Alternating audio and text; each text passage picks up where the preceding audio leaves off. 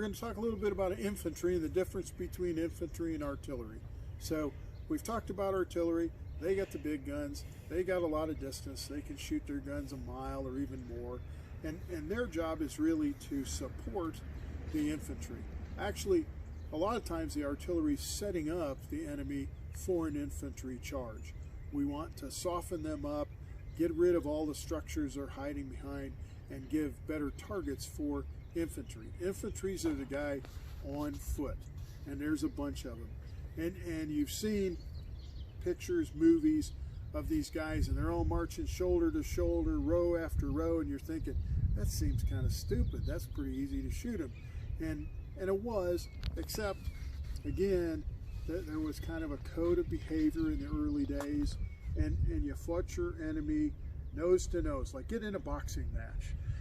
And you did, you lined up in lines, but that wasn't the only way they fought.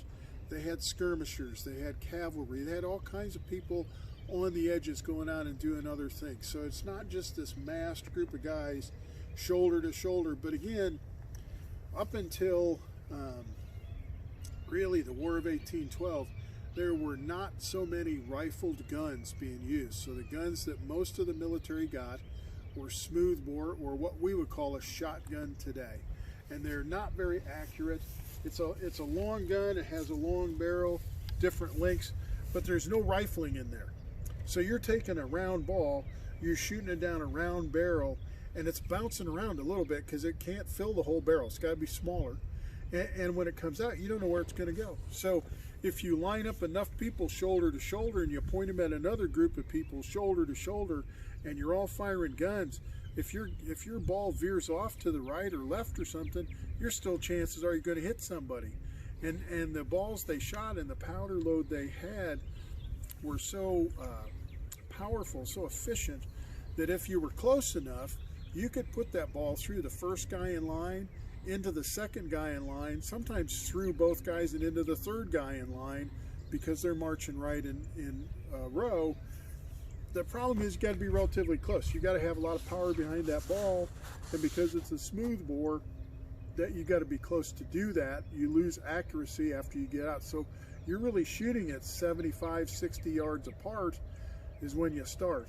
Now, we came out with rifles, and even in the early days, there were companies of riflemen in the infantry, but they had a specific job. They were the guerrillas, they were the snipers, they were the guys that were out on the edge of the main body of troops. They weren't grouped with the rest of those guys, and they were going around. They had a specific job to do, picking off people, officers, musicians, things that made it harder for the other forces to keep control of their men. The rifle is the grooves that spin that ball that make it more accurate. They also give you more distance because you're not getting that wind resistance. So while this gun has an accurate range as a smoothbore of really under 100 yards, really better at 60 yards. This gun has an accuracy range, 100 yards shouldn't be any problem at all. You don't even have to be that great a shot to hit something at 100 yards. A good shot can hit something up to 300 yards. Now, anything over 100 yards, you have to start taking into account, depending on how big your ball is, gravity is going to start pulling it down towards the ground.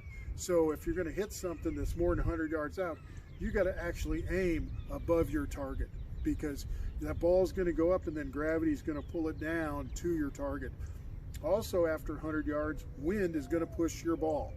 And so if wind's coming from your left side, you're going to want to shoot to the left of your target and let the wind blow your ball onto your target. So you're shooting a curving rainbow to hit a target after 100 yards, but it can still be done by a good shot.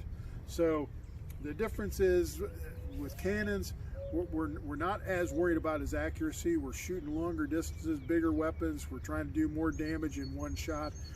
Infantry guys, they're out there, they're nose to nose with the other guys. They're getting up pretty close.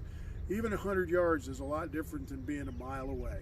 And so there's more hand-to-hand combat at some time in there. The infantry guys are the guys that really, that's where it matters. Those are the guys that have much higher losses in any battle, in any war. If we look at the Civil War as an example, so The 19th Indiana, the Iron Brigade infantry, lost 80% of their men at one battle in Gettysburg. They had, I don't know the numbers. I'm not even going to say it because I'll say it wrong. So, but they lost about 80% of their men. The 19th Indiana Artillery only lost 32 men in the entire war, and 20 of those were from disease. And so very low instance of battle losses for artillery because they're further back. They're harder to get to. They're shooting over everybody. Infantry guys, right up face to face, the losses get pretty high pretty quick. So that's a difference between infantry and artillery. It doesn't matter what branch of the military you're in, you do a lot of sitting around.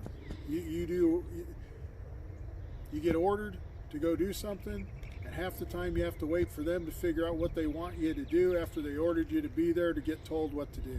So it can be pretty tedious. It's a lot of tedious, boring stuff marked with moments of absolute panic when things start happening. So